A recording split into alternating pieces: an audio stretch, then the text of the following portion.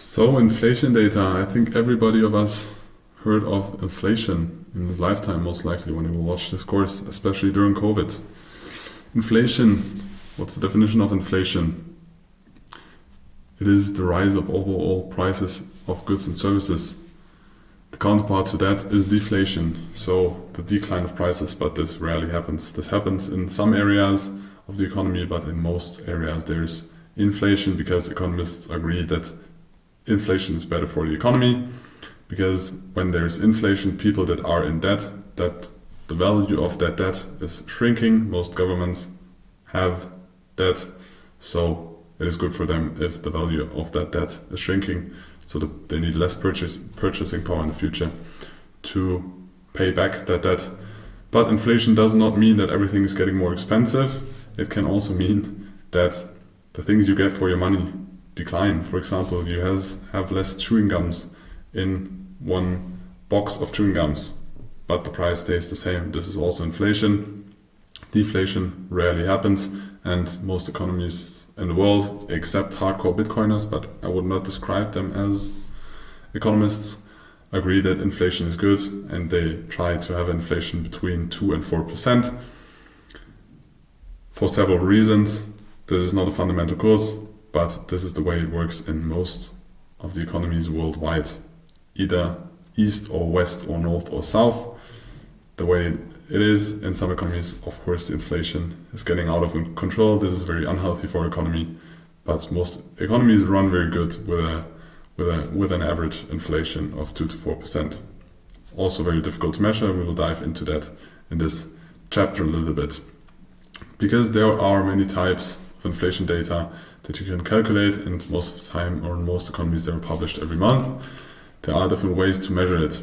First, there's the CPI. I think it's one of the most famous ones. It's the Consumer Price Index. There is a basket of products. Can be also part product, for example, 10% of a MacBook or another product.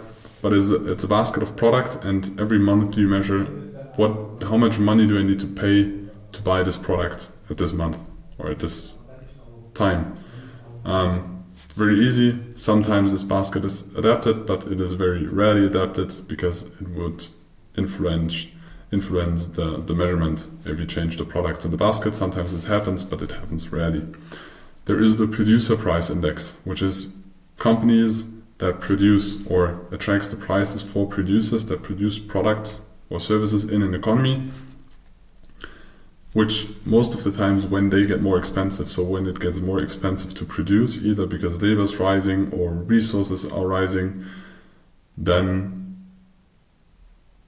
in the following process the companies or producers will forward this increase in price of production to the consumers. So it is kind of a leading indicator for consumer prices, or the CPI.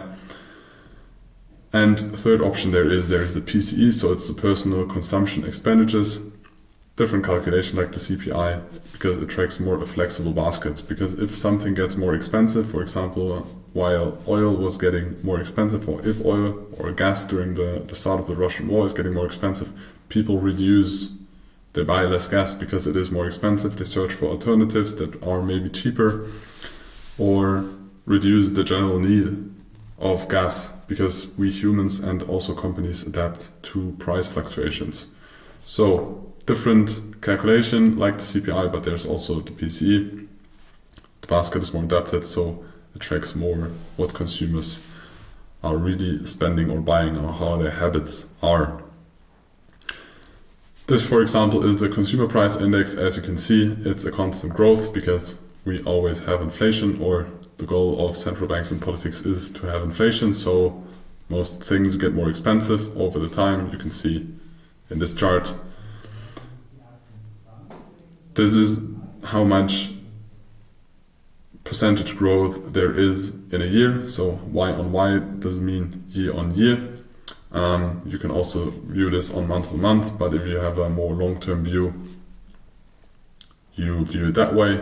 So you can put the growth rates more into perspective than you just look at the total chart. Yes, you can extract the same data out of this chart, but to analyze and put in perspective and context, this one is way more easy. So as you can see, sometimes there are phases that are overheated, especially during COVID, because 8% inflation is way too much, or even 6% inflation is way too much. That's why central banks raise interest rates, because they try to slow down the economy, and then they try to extract liquidity and tackle inflation, like we explained in the earlier or in the slides before.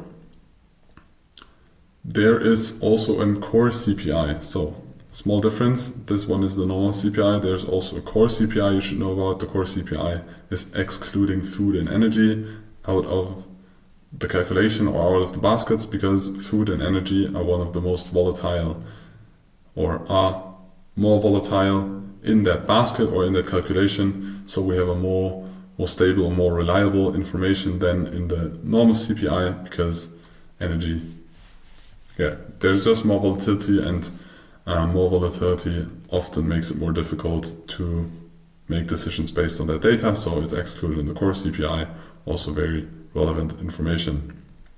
Furthermore, here's an example of the PCE year-on-year growth, kind of the same, but differentiates a little bit over the CPI. One exercise I can give you: take the CPI and take the PCE and display them in one chart, and maybe you will find some interesting behavior there. So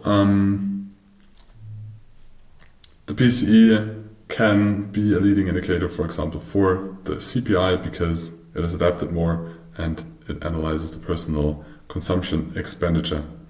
So CPI tends to show higher inflation, but you as an individual don't really have that high inflation, because you just have this inflation if you behave the exact same way, you buy the same products, but if prices rise, as I said, you're gonna adapt your behavior.